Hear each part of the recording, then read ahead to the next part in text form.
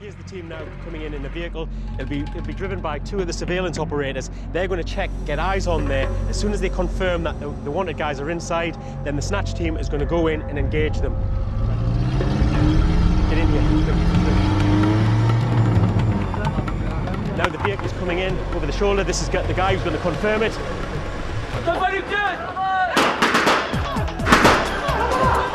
They drop this guy. We've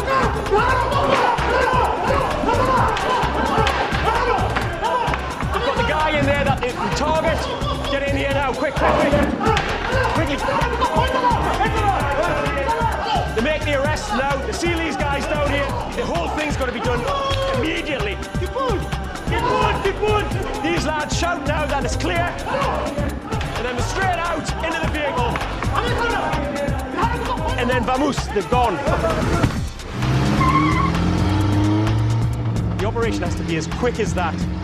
They're in a hostile area. When they come in and there's been rounds fired, then it alerts everybody around this area. There's a great danger then that the vehicle can be cut off, blocked off, and then the guys will be in serious trouble. That's why it has to be so quick, and then they're out of here.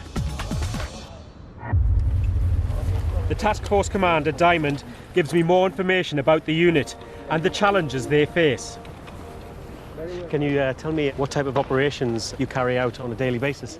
אנחנו בדרך כלל מתחפשים למקומיים על מנת להגיע לאותו מבוקש, והיא הולכת ומאתרת אותם בשטח שלהם, בשטח המסתור. So you're actually working inside and outside of Israel? הפעילות שלנו היא בשטח ישראל ובשטחים של הרשות הפלסטינית. זאת אומרת שעדיין השליטה הביטחונית היא חצי של מדינת ישראל, חצי של הרשות. העבודה היא מסוכנת, כי נכנסים לשטח שהוא עוין, שטח מאיים, עם חמושים, עם מחבלים, עם יכולת לחימה.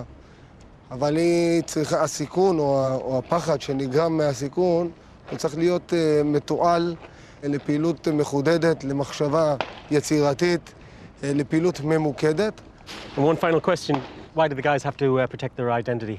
הפנים שלנו הם הנשק שלנו. ככל שנחשוף את הפנים, ככה נהיה יותר מוכרים. ברגע שנחשף, פגעתי בלוחם, פגעתי בעצמי, וזה יכול גם לעלות לי בחיים שלי. Okay, well, let's get to work, eh? Okay. The threat from terrorism can come from outside Israel's borders as well as from inside. The borders along the West Bank are particularly vulnerable to mortar and rocket attacks. Terrorists drive vehicles along the border looking for a spot within firing range of an Israeli settlement or town. The car parks up and the grenades or mortars are then fired from the car. This allows the terrorists to make a quick getaway. The only way Magav can stop the attacks is through intelligence gathering and surveillance. Then they can intercept the vehicle before the attack.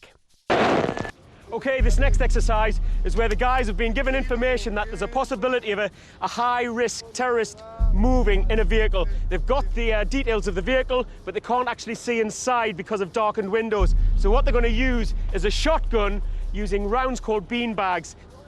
Basically, they'll engage the vehicle with the shotgun, shooting the beanbags at the windows. That'll shatter the glass, which will allow the lads to see in. If the target's in there, they can engage it and then move off.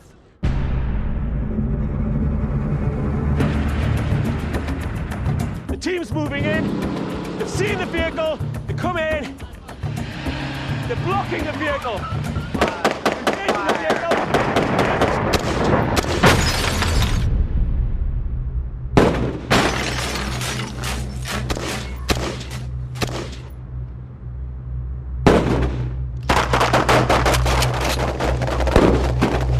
The firepower on display is awesome. Over 300 rounds of ammunition are laid into the car in less than 10 seconds. These guys take no prisoners.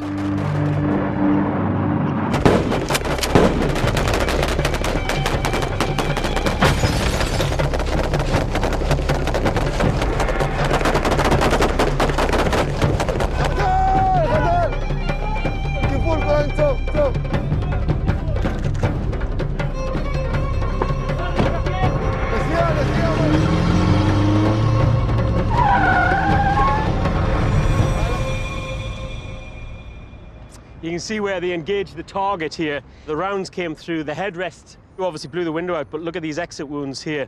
And whenever you hear about somebody being shot, the entry wound is always smaller than the exit wound, and you can see why. Look at this metal blown apart there. Here's a classic there. That's a great one there. You can see how much energy has just ripped that metal apart here and just tear it out. It's pretty phenomenal when you start looking at the damage rounds can do. If anybody was in the back, they'd be well and truly finished. So never be on the wrong side of a weapon.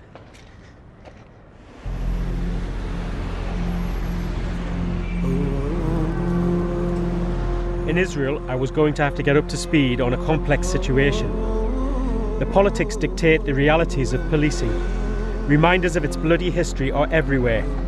Places like this spot, that saw the birth of the most brutal terror tactic that has spread far beyond Israel's borders.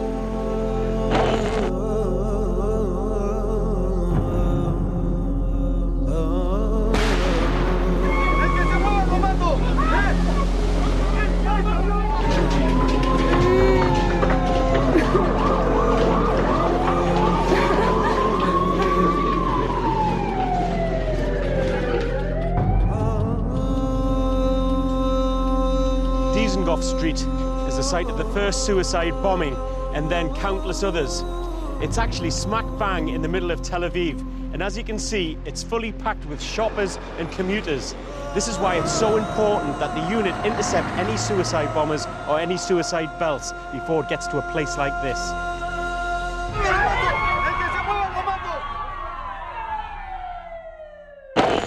When I was in the SAS, the threat from suicide bombers was virtually non-existent. It's going to be interesting for me to see the tactics the police have developed to tackle a problem that has become all too common. Just how do you stop a suspected suicide bomber? Okay, the next exercise that we're running through now is a simulation working in the West Bank on a street.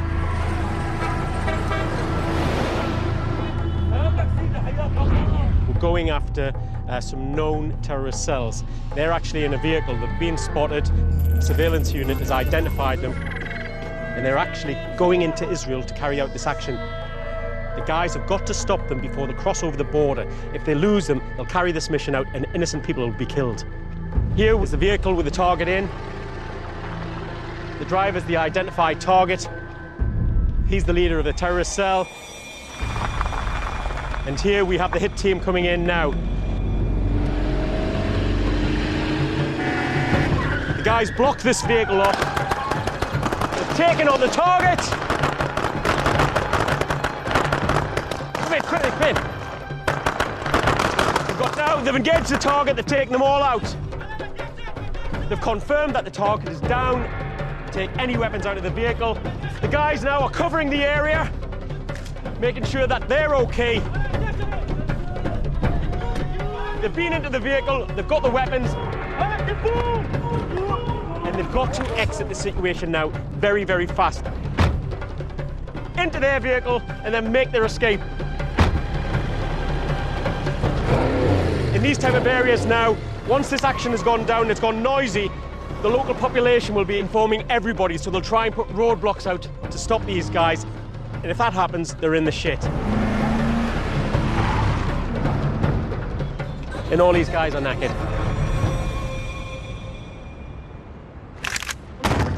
Training is nearly over, and I'm ready to get stuck into the real business of policing Israel. And I'm about to go on a live mission with my Magav unit. Stand by, and go! And track down a suspected terrorist. I'm working with an elite unit from the Israeli border police, Magav. For 3 days, I've only been allowed to observe. Now I'm finally invited to take part. One thing that we're going to do here, we've got a setup which looks like we'll be doing some street fighting. Now, I understand these guys specialize in this, and this is what they carry out on quite a number of operations. This Magav unit mainly polices urban areas. I know from my experience in the SAS that operating in built-up areas is highly dangerous and risky work. If an operation does not go to plan, trouble can quickly flare up, resulting in the nightmare scenario of a chaotic